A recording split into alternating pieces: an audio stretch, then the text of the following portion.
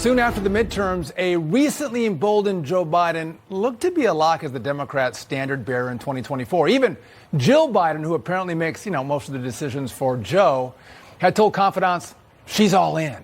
But this fast-moving investigation into several batches of classified documents has Democrats suddenly skittish. Now, some political insiders are speaking out to Fox News Digital. It's never good when there's a special prosecutor appointed. It's definitely not a place I'd want to be as we try to put the pieces together of a re-election campaign, said a Democrat veteran of presidential campaigns. He has to be anonymous to speak more freely. But some Democrats, influential ones even, are willing to go on the record. Worry that this undercuts President Biden at a critical moment when he's deciding whether to run for re-election. Oh, there's no question. The reporting of all this undercuts all of our credibility as Democrats when it comes to this kind of an issue. Yes. Joining me now is Stephen Miller, founder of America First Legal and former senior advisor to President Trump. Molly Hemingway, she's the editor-in-chief of The Federalist and a Fox News contributor. And Chris Bedford, executive editor of the upcoming Common Sense magazine. All thanks for joining me. I appreciate it. Molly, to you first. Do you buy the idea that Democrats might be willing to throw Joe Biden under the bus here? I think it really does depend at this point. We don't know what we don't know about what documents are there. We don't know how bad this situation is. And the Department of Justice seems to be being pretty gentle with him right now. They've put on this special counsel, but it has a very limited scope.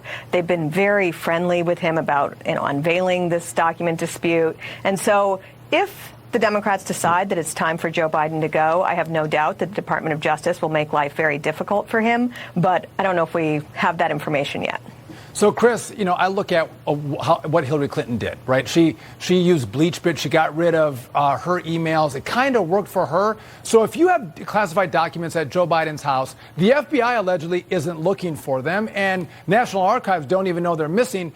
Why didn't they burn them? Why didn't they shred the documents? But instead of doing that, they're like, aha, we got documents. We're going to turn them over to the Department of Justice and National Archives. It seems like someone knew those documents were there and are trying to trap Joe Biden so we can't run in 2024. But that's just my tinfoil hat take. Well, that's what I've been thinking, too. My whole question this whole time has been cui bono. Now, when the midterms were coming around, everybody was expecting the Republicans to make serious gains and Joe Biden to end up looking very, very weak. Everyone knows that Joe Biden was a compromise candidate in the first place, someone who was chosen because he was less wacky than his competitors, but wasn't the first choice of Democratic voters. And these things were turned over, these documents were turned over to the Department of Justice after years and years and years of sitting there just days before the election.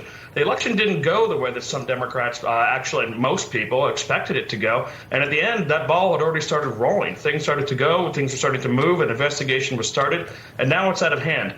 I'm wondering if this was an internal hit against Joe Biden, because the whole time, whenever I look at, when you talk about hypocrisy, when you talk about double standards, those are just words that powerless people use to criticize those who are actually in power. Democrats are completely in power. They decide a lot of the times who gets prosecuted, who goes to prison, who doesn't. So when Joe Biden gets in trouble for this just before the midterm, I really start to wonder who's benefiting. Yeah, no doubt about that. Stephen, I had to save this very special moment from Jen Psaki just for you. Watch this. So this argument that this very different case of Biden's classified documents is going to be a political problem for him hasn't really even played out on the other side. And I think that's important to note, because the difference, as you said, is who's defending democracy. And the answer to that is pretty clear. Yeah, so, Stephen, they're trotting out the defending democracy defense again. Is that going to work, Stephen? No, it's not going to work. Trying to spin Joe Biden's theft of classified documents and his family's illicit connections to foreign governments like China as a defense of democracy is a grave insult to the intelligence of every single American voter. And if that's the best argument they can come up with, then they are in serious trouble.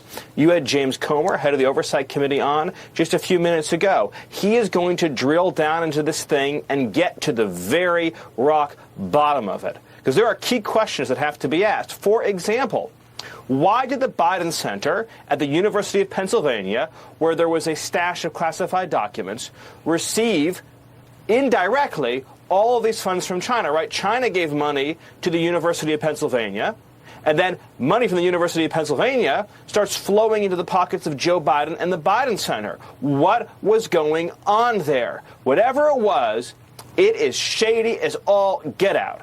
And I am convinced that once enough subpoenas are issued, once enough investigations are launched, what we are going to find is going to shock people. No doubt about that.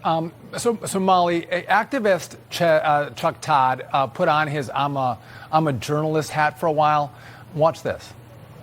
Senator, do you have a crime that you think Hunter Biden committed? Because I've yet to see anybody explain it is not a crime to make money off your last name. So, Chuck, you ought to read the Marco Polo report, where they detail all kinds of potential crimes. You know, Senator Grass and I certainly let me just stop you there. Potential. Potential is innuendo. I'll take you at your word that you're ethically bothered by Hunter Biden. I'm curious, though. You seem to have a pattern. Are you not? I seem to have a pattern. I'm a journalist. I have to deal in facts. Molly, Chuck is absolutely unhinged. What do you think here? Well, Chuck Todd is not a journalist, first of all. No. He spent years pushing the Russia collusion hoax, which was this deranged conspiracy theory that Donald Trump had won the election by colluding with Russia to steal the election.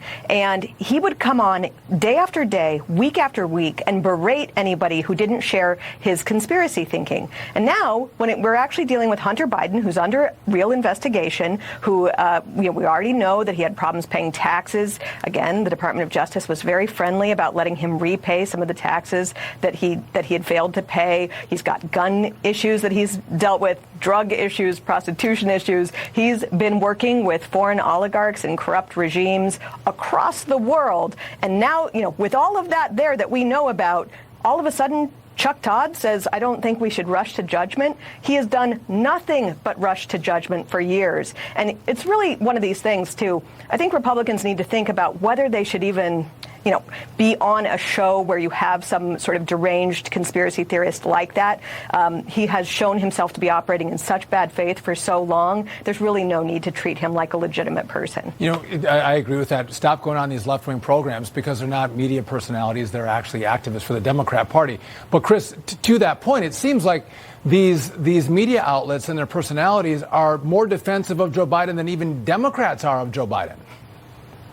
And remember, the media ran President Biden's campaign for him. He didn't even go out there. They had these weird scenes where he would sit inside of his basement or somewhere and he'd have cars turning their headlights on and off because people were too afraid. They ran that for him. They ran cover for Hunter Biden the whole time. They turned on the New York Post. They were in favor of censorship. They worked with the government ended up working with social media companies like Twitter to suppress that story without anything ever coming out.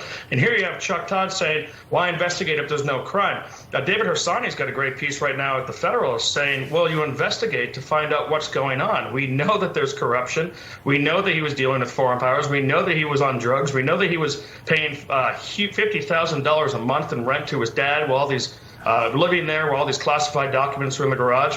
Maybe it's worth poking around on that. Yeah, no, it's worth poking around a little bit. But, we're speaking of hacks, and so here's Joe Scarborough. Transparency, I think, works best for the Biden administration and works best for Biden himself because they find the documents, they report it immediately. A far different situation than Donald Trump's. Anybody who says it's not is a political hack. So, Stephen, we heard from Professor Trulli that, in our first block, that this explanation, it doesn't work. It doesn't wash. Well, it doesn't work on 45 different levels, not the least of which is that Joe Biden entered the White House 14 years ago. Yeah. 14 years ago. He left the White House in 2017. You think these documents were just suddenly discovered? Something, somebody, some entity, someone with an interest decided to get these documents out into the public light now. We'll have to figure out through the House Oversight Committee and others who that person was, why it happened. But now you have Biden's lawyers working in secret to present documents in this highly choreographed fashion. There's clearly a cover-up involved here, preventing us from seeing why these documents were stolen, who had access to them, who benefited from these documents, how does this involve the pay-for-play scheme the Biden family was involved in. These are serious crimes that threaten national security. And I think it's always important to remember that when these two cases are compared, Biden and Trump, Donald Trump had the ability to declassify his documents. Joe Biden Absolute had authority. no ability Unfettered to authority. declassify his documents. Panel, thanks for that insight. I appreciate it. Good discussion. All right.